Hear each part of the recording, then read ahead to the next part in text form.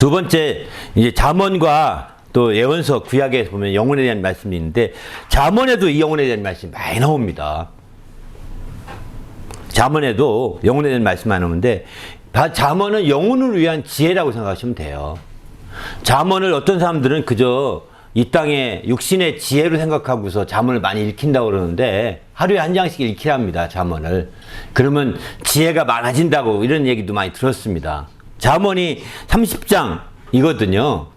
그러니까 하루에 한 달에 한 번은 꼭 읽을 수 있습니다. 그래서 어떤 믿음이 좋은 분들은 잠언을 하루에 한 장씩 읽게 해서 한 달에 한 번씩 꼭 읽히더라고요. 왜? 지혜가 오더라고.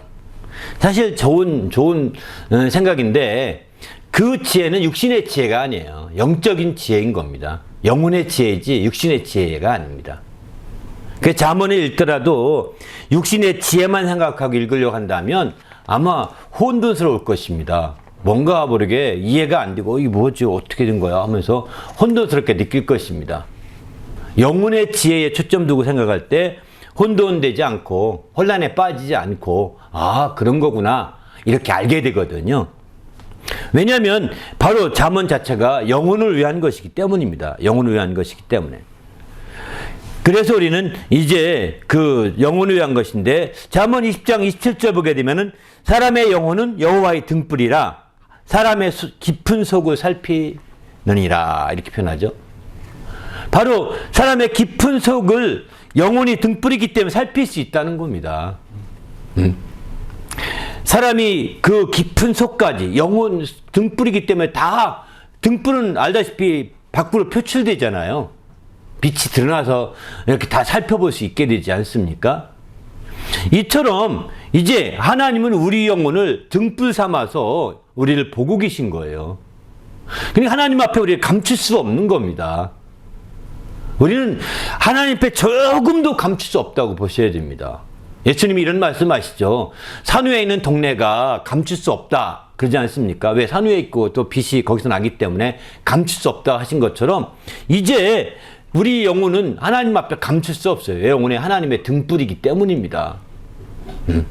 감출 수가 없는데 그 하나님은 그 등불을 통해서 우리 속 깊이 어떤 생각하는지, 어떤 것을 지향하는지, 뭐 하려고 하는 건지 살핀다는 거예요. 그래서 하나님 앞에 정직해야 되는 거거든요. 정직하지 않으면 안 되는 거죠. 그래서 잠언 16장 17절 보게 되면 이렇게 말합니다. 내 학의 영혼을 보존한 길로 이제 쭉 이렇게 말하고 있는데, 먼저 정직해야 된다고 말하죠. 정직해야 된다. 악을 떠나는 것이 정직한 사람의 대로인데, 이런 정직의 길을 지키는 자는 자기 영혼을 보존한다 이렇게 표현합니다. 정말 정직한 자가 돼야 되는 거죠. 그래서 하나님은 영혼의 등불로 다 가릴 수 없고 감출 수 없기 때문에, 지혜를 얻은 자는 자기 영혼을 사랑하고 명철을 지킨 자는 복을 얻느니라. 바로 영적인 지혜이기 때문에 이 지혜를 얻으면 자기 영혼을 사랑하게 된다는 거예요. 지혜가 있다면서 영혼을 무시하는 사람들은 세상이 썩을 지혜입니다. 육신의 지혜입니다. 지혜가 있다고 하면서 자기 영혼을 무시하고 멸시하는 자들이 있지 않습니까? 에이, 예수가 어디 있어? 영혼이 어디 있어? 이런 사람도 있지 않습니까? 이거는요, 세상에 썩을 철학이요, 썩을 지식이요, 썩을 지혜예요. 그래서 그렇게 따라가면 망하게 됩니다. 변덕쟁이가 아무리 좋은 지혜와 철학이 있다 하더라도 변덕쟁이가 되고요. 그리고 그들은 허망하게 될 것입니다.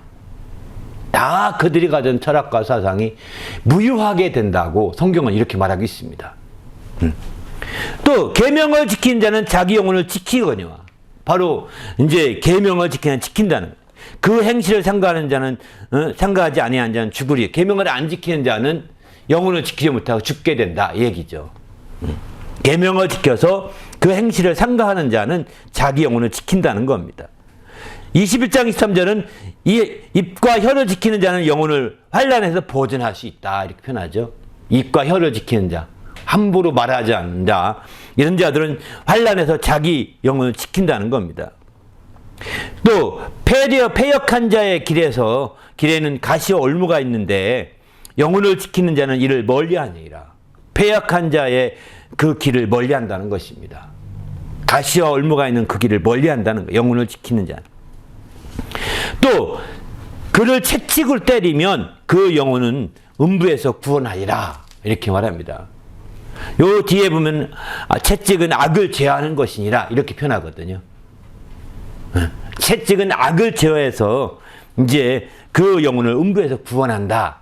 이 말씀 때문에 사실은 저도 우리 아이들 어릴 때 초등학교, 중학교 그때 가기 전에 어릴 때 10세 이전에는 집 그 현관 입구에다가 이렇게 막대기 하나 걸어놨습니다.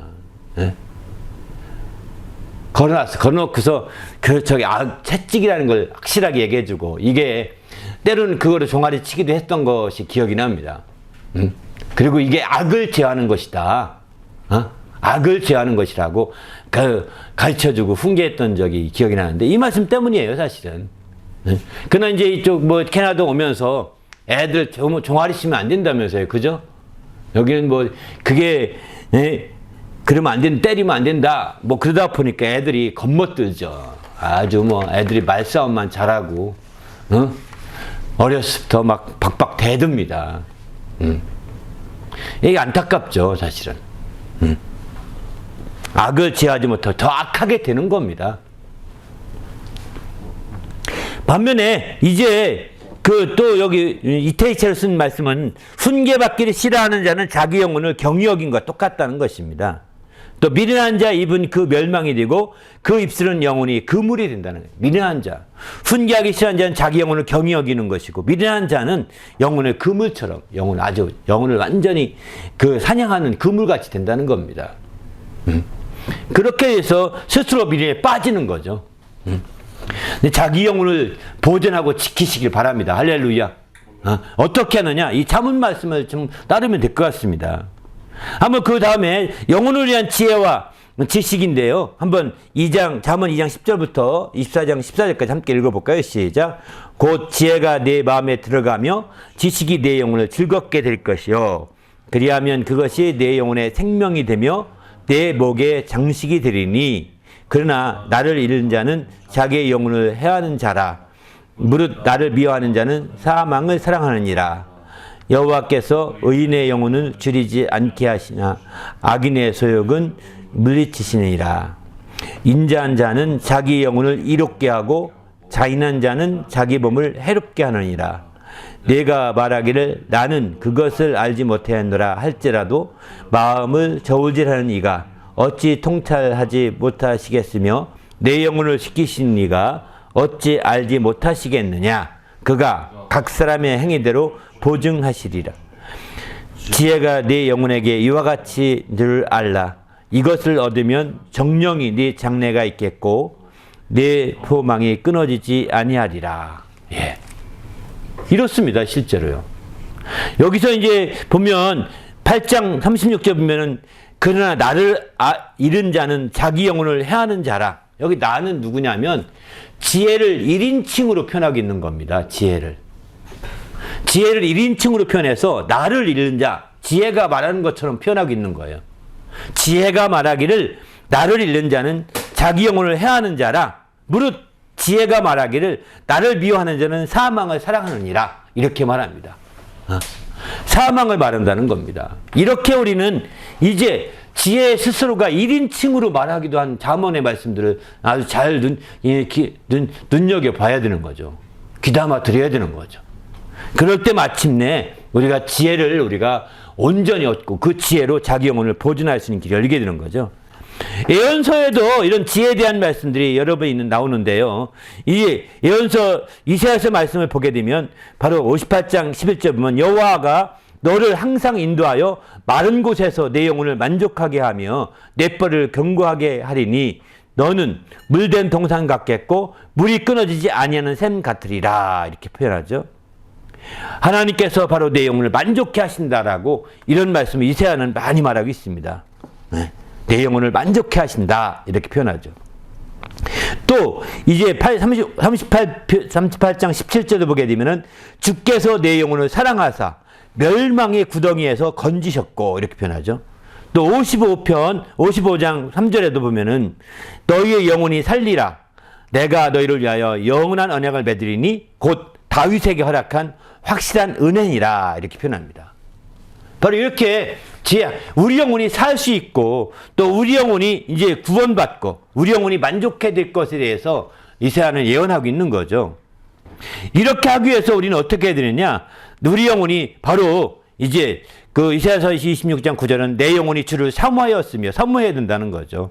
61장 10절을 보게 되면은 여기서는 내 영혼이 이제 그 온전히 그 하나님으로 말미암아 즐거워해야 된다. 이렇게 표현하고 있습니다. 내 영혼이 하나님을 즐거워하리니 이는 그가 구원의 옷을 내게 입히시며 공의의 겉옷을 내게 더하심이 신랑이 사모를 쓰고 또 신부가 자기 보석으로 단장한 것 같이 하셨습니다. 이렇게 표현합니다. 이렇게 이사야는 이제 이렇게 정말 하나님의 그 영혼이 하나님께서 구원하시고 하나님께서 그 영혼을 만족해 하시고 하나님께서 그 영혼을 살리시기 때문에 우리는 우리 영혼이 주를 사모하고 하나님으로 말미암아 정말 우리가 즐거워하는 그런 성도가 될 것을 말합니다. 반면에 이제 에스겔서에서도 영혼에 대한 말씀이 많이 나오는 것 중에 대표적인 말씀인데 이사야보다 더 많이 나옵니다. 에스겔에서는. 여기서 보면 우리 영혼이 보존되는 길을 여기서도 얘기하고 있습니다. 너희가 에스겔서 18장 27절 보면은 만일 악인이 그 행한 악을 떠나 법과 의를 행하면 그 영혼을 보존하리라. 이렇게 말합니다. 영혼을 보존한다는. 바로 악인이라 할지라도 그 행한 악에서 떠나 법과 의를 행한다면 영혼이 자기 영혼에 사는 길이에요. 우리가 하나님 말씀 계명을 얘기하고 하나님의 말씀들 또 이렇게 또는 여러 가지 말씀을 많이 하라는 이유가 자기 영혼을 보존시키려고 하는 거거든요. 우리가 설교를 듣고 성경 공부를 하고 또 다양한 성경을 또 계속 참고합니다. 이게 다요 자기 영혼을 보존하려고 하는 겁니다. 그런 말씀이 있으면 우리가 악을 행하기가 점점 어려워지거든요. 그러나 그런 말씀이 없으면 기준이 불확실하기 때문에 이제 그런 말씀이 없으면 안 되는 거죠. 여러분 도덕 시간 초등학교 때 우리가 도덕을 배우잖아요. 그런데 사실은 그 도덕 배우고 다 잊어버렸지만 그게 내 마음속에 남아서 우리는 교통신호를 지켜야 돼 하는 마음도 있고요. 우리는 우측 통행을 해야 돼 혹은 좌측 통행을 해야 돼. 이게 들은 게 남아있다니까요. 그게 기준되어 사는 거예요. 우리가 자연스럽게. 그래서 그 한국 같은 경우는 좌측 통행을 많이 강조하죠. 다른 나라는 우측 통행을 강조하는 나라도 있다고 하더라고요. 이렇게 이제 그런 것들 때문에 우리가 교육받은 도덕 시간 때문에 그게 우리는 스쳐 지나가는 얘기 같았지만 또 이제 그런 것들이 남아서 나의 기준이 되는 거거든요. 내 삶의 생활의 기준이 되어서 살아가게 되는 것처럼 하나님 말씀을 자꾸 드려야 되는 거예요. 귀찮을지 모르겠지만. 그리고 그 말씀을 읽고 상고할 때 새롭게 되는 거죠. 바로 그래서 이제 에스겔에서는 그런 부분을 많이 강조하고 있습니다. 한번 그 다음 말씀 한번 세 구절만 읽어봅니다. 에스겔 3장 21절부터 18장 20절까지 함께 읽어보죠. 시작. 그러나 내가 그 의인을 깨우쳐 범죄치 않게 하므로 그가 범죄치 아니하면 정령 살리니 이를 깨우침을 받으며 너는 내 영혼을 보존하리라. 모든 영혼이 다 내게 속한지라. 아비의 영혼이 내게 속한 것 같이 아들의 영혼도 내게 속하였나니 범죄하는 그 영혼은 죽으리라. 범죄하는 그 영혼을 죽을지라. 아들을 아비의 죄악을 담당치 아니할 것이요 아비는 아들의 죄악을 담당치 아니하리니 의인의 의도 자기에게로 돌아가고 악인의 악도 자기에게로 돌아가리라. 네. 그러니까 여기 말씀을 잘 생각해야 됩니다. 이제 이게 육신이라고 한다면 육신은 연대 책임이 있거든요. 그래서 악을 범하면 아비가 대신 여러분 지금 미성년자들은 악을 범하면 어떻게 될까요? 부모님이 다 책임집니다. 아비에게서 그 죄를 범한 것들에 대해서 묻습니다. 보상을 받고 손해배상 청구 다 아버지에게 하는 부모님께 하거든요.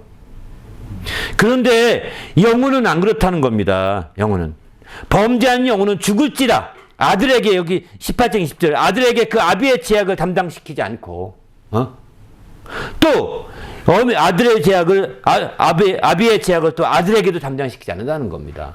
범죄한 그 사람이 죽는다는 거예요. 네. 그러기에 우리는 정말 영혼은 각각인 거예요. 아버지와 아들이 각각인 겁니다. 영혼은. 또 모든 영혼은 하나님께 속한 겁니다. 왜냐하면 하나님의 생기로 지음받았기 때문입니다. 예수 안 믿는 영혼도 하나님께 속한 겁니다.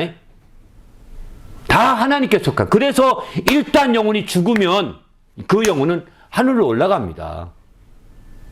하나님께 속했기 때문이죠. 그래서 잠언도 보면 그 영이 하나님께 하늘로 올라간다고 표현하거든요. 일단 죽으면. 그런데 이제 그 영혼이 하나님께 갔을 때 그 영혼이 생명이 없으면, 하나님은 생명이 나라거든요. 영생이 나라거든요. 생명이 없으면 거기서 쫓겨나게 됩니다. 생명이 없다는 얘기는 사망의 영향 아래에 있는 영혼이라는 것입니다. 사망에 영향받고 있는 영혼은 생명이 있는 하나님 나라에 들어갈 수가 없습니다. 그래서 문 밖으로 쫓겨나게 되는 것이고 그들을 모아서 영원한 사망에 처해지게 되는 거죠. 그게 바로 이제 지옥불이라고 성경은 말하고 있습니다. 모든 영혼이 그렇습니다. 아무리 부인해도 영혼은 하나님 앞에 올라갑니다. 육체는 죽어서 땅에 떨어져도. 근데 하나님으로부터 쫓겨나게 되는 거죠. 멸시받게 되는 거죠. 문 밖으로 내쫓히게 되는 거죠. 성경에 문 밖에 내쫓아서 어두운 데 쫓겨 슬피 오는 영혼들이 많이 있지 않습니까? 그런 예화들이. 우리 영혼이 그럴 수 있다는 거예요. 영혼을 부정한다고 없어지는 게 아닙니다, 여러분. 많은 사람들이 부정한다고 없어진다고 그러는데 없어지지 않습니다, 영혼은. 그래서 우리가 부활을 안 믿는다고 그러죠. 영혼이 없으면 부활이 안 믿는다. 영혼도 없는데 무슨 부활해. 그게 안 믿는다고 하는데 부활도 안 믿어도 부활합니다. 심판의 부활로 부활합니다. 믿는 자만 부활한다고 생각하지 마십시오. 영혼이 있기 때문에 안 믿어도 부활해서요. 그 쌩쌩한 감각을 회복시켜서 지옥 보내는 겁니다. 그러기에 우리는 우리 영혼이 정말 저 있다는 사실을 알고 모든 영혼이 하나님께 속했다는 것을 알고 이렇게 바르게 생각해 보시길 바랍니다. 할렐루야. 그래서 우리는 영혼에 대한 중심을 바로 가져야 되는 거죠. 3장 21절 말씀 중요한 것 같아서 다시 한번 말씀드리면 내가 그 의인을 깨우쳐서 범죄치 않게 한다면 그가 범죄치 아니하면 살리니. 어떤 사람을 깨우쳐서 범죄치 않게 했습니다. 그가 범죄치 않으면 살 수 있다는 겁니다. 이를 깨우침을 받음이며 너는 내 영혼을 보존하리라. 이렇게 영혼을 깨우쳐서 살게 하면 우리 영혼이 보존될 수 있다는 겁니다. 이해되시죠? 그래서 우리가 전도하게 되고 증거하게 되는 거예요. 영혼을 깨우치려고 몸부림치는 겁니다. 우리도 영혼을 깨우치길 부탁드립니다. 할렐루야. 그냥 내 영혼을 안 믿는 사람의 넌 안 믿으니까 할 수 없지 뭐 이렇게 하지 마십시오. 야, 너 우리 사진 봐. 내가 사진이 나냐? 내가 진짜 나가 누구냐? 진짜 너는 이렇게 수만 장의 사진이 있지만 너는 속에 변하지 않는 너가 있지 않냐고. 어릴 때부터 지금까지 내가 있는 나라고는 존재가 있지 않느냐. 그게 나다. 영혼이다. 그 영혼을 생각해. 육체가 내가 아니다. 육체가 날아간다면 육체가 변하는 것처럼 나도 변질되어서 변덕쟁이처럼 살 수밖에 없다. 우리는 이제 육체로 살지 말고 영혼으로 살아야 된다. 영혼을 어떻게 하냐? 그럼 영혼을 위해서 우리가 영적 생활을 해야 된다. 그래서 영혼을 위해서 생명을 얻어야 되고 영혼을 위해서 생명을 얻어야 내 영혼이 나중에 육체를 벗어나서 하늘나라를 가게 되면 이제 생명의 나라에 들어갈 수 있게 된다. 이걸 알려줘야 되는 거죠. 그렇지 않게 되면 우리는 영혼의 그 보존함이 없게 되면 이 모든 게 허사될 수밖에 없는 거죠. 우리 모두도 영혼을 보존해서 새롭게 되시기를 예수님의 이름으로 부탁을 드립니다. 할렐루야.